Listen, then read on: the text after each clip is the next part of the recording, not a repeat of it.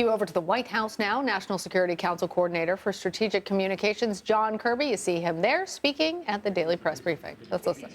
I wish I could tell you there's like one bottleneck. There's a bunch of reasons. Every day is different. And every day, some of the limits are on the end of it, where the fighting is just making it harder to get trucks in. Some of it is the inspection regime and making sure that there's enough inspectors and that the trucks are adequately looked at and gotten through that process. Some of it is the availability of the assistance itself and the trucks themselves. So I mean, every day it's a little bit different, but we are working at this really, really hard. Just one quick one on the inspection regime. Since you brought that up, we know this is a Security Council debate over this new resolution here, and the issue of who is doing the inspections is a key one in that ongoing discussions up there. Is the U.S. position that the Israelis must remain part of the inspection regime in what is going into Gaza? I'm not going to negotiate this language here from this podium. We're still actively working with our UN partners about the resolution and the language itself. Israel has had, and understandably so, has had a role in the inspection regime, a key role, a pivotal role, and we understand and respect that. And I think I'll leave it at that. So on Israel, I know you've said before many times that you're trying to push Israel to end this high-intensity effort.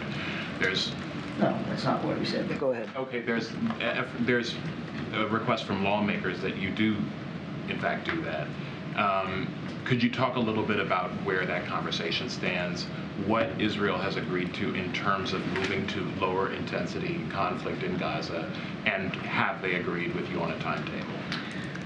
The Israelis say they too recognize the need to transition to a different phase of fighting. I mean, in any military campaign, Trevor, you're gonna transition to a different set of objectives, and you're going to achieve those different set of objectives through different tactics and operations. I mean, that's just standard for the conduct of military operations. They understand, they have said themselves that they realize they're going to have to transition from a higher intensity level of operations, such as what they're doing now, to something a bit lower intensity.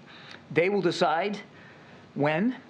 They will decide what lower intensity looks like and what that means. What we have done, Secretary Austin just recently in the region, as well as Secretary Blinken, have talked to them about our lessons learned in doing those kinds of transitions and what we learned, what we did right, what we didn't do right, what they should be looking for, what questions they should be asking themselves, as well as asking them some tough questions. And certainly when Jake was there, just in the last few days, had lengthy discussions with his Israeli counterparts in the War Cabinet about those questions, answering those tough questions. So again, we're not going to speak for their military operations. We recognize and they recognize that a transition is not only reasonable, but probably the most viable way to continue this fight.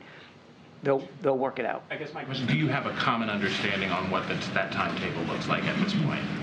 We are not dictating terms and timelines to the Israelis. We have certainly talked about the importance of moving to lower intensity operations, and obviously we don't want them to do it sooner than they think they can do it safely and effectively. But we believe that a transition, in the near future is the best possible outcome. Point of clarification on the president's comments yesterday on Venezuela. He said that there was an agreement with Maduro where Maduro said he would agree to essentially everything the U.S. had laid out on election reforms.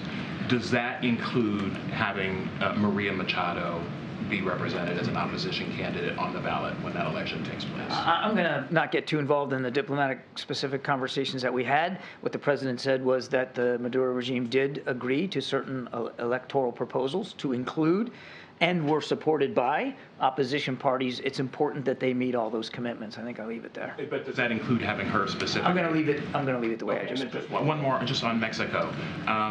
In that conversation, was there any discussion between the president and AMLO around fentanyl?